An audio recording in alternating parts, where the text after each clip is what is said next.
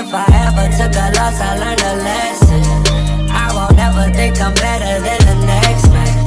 I've been down before to come up, I ain't stressing. Hey everyone, Valencia King here for the second edition of this NBA season of Real Talk Sports with our Dallas Mavericks tonight. As you can see, this is not JR. We've got a special guest in the building with Real Talk Sports tonight, Mr. David. First time with us. How are you feeling? Oh, I'm feeling real good. Feeling great. It's a great experience to see everything, see how you guys, operate. Real cool.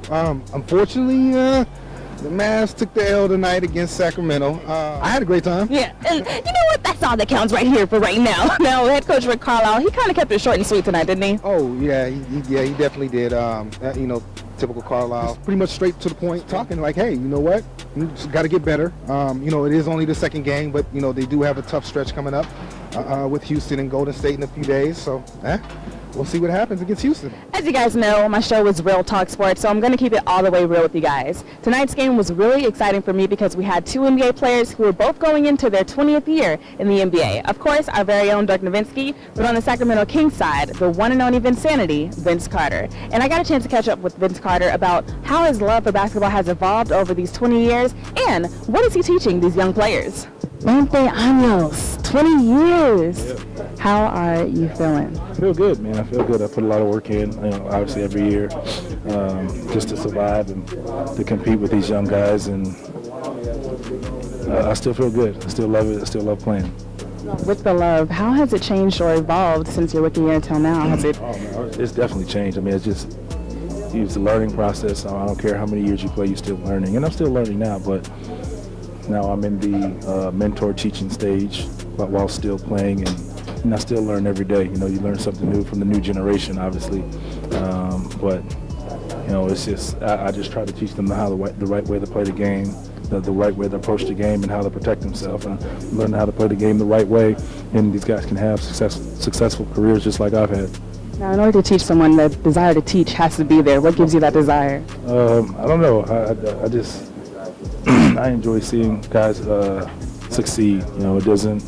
I don't get anything out of it. It's just the joy of knowing that these guys were willing to listen and it worked out for them. I look at a lot of the guys like a Jay Crowder, who's now, or Ryan Anderson or Brook Lopez, like these guys who have 10, 12 years in the league. Not Jay, but these are some of my rookies that are succeeding now, and they were just willing to listen. I had a conversation with Jay Crowder just 2 days ago, and he was like, man, the things that make me feel good is like, he's like, I remember all the stuff you taught me and you said to me even when I didn't want to hear it, and I'm still using them today. So that's just, that's what keeps me motivated, and that's why I enjoy helping guys and teaching guys if they want to learn. Guys who don't want to hear it, that's fair too, because I know some guys just feel like they got it figured out until, and sometimes it's a process, and whenever they're ready, I'm always there. On tonight's game, just talk to me about that second half and the third quarter. You guys came out with more intensity. Yeah, defensively more so than anything. I think offensively we're okay, and usually when a new team defensively, as far as the communication side of it, is usually the struggle. And I think we did a better job of just our intensity defensively, paying attention to detail. We got active, and then we got out and got in the open court and let our young fella Fox I told him to play fast, but under control, and we moved the ball and just made plays for each other.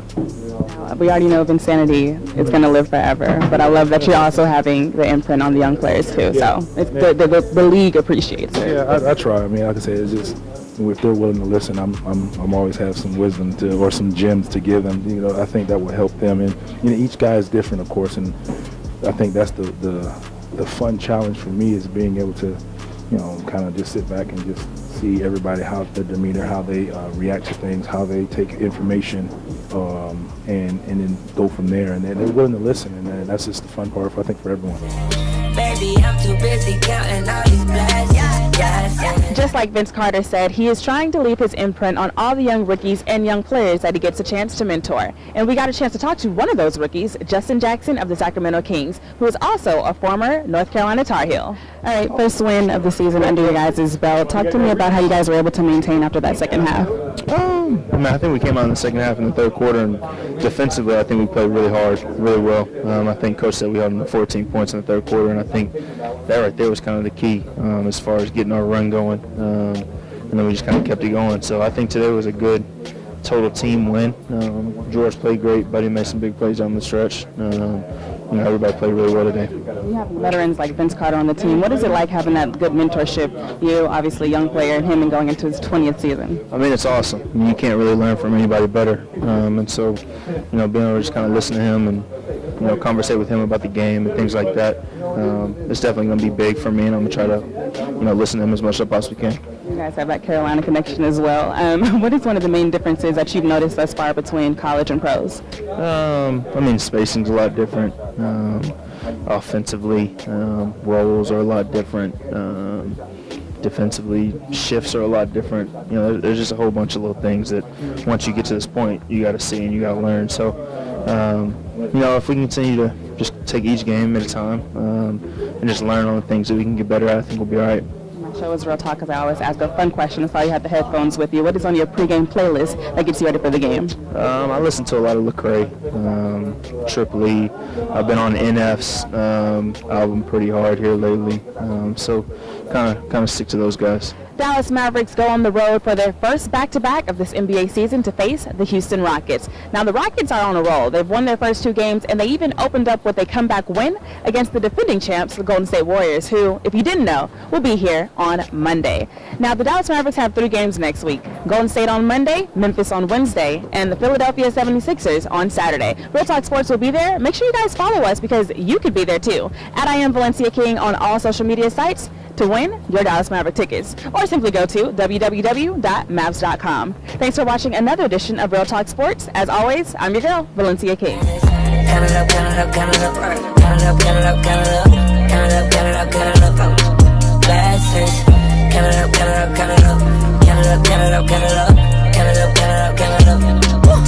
Canada.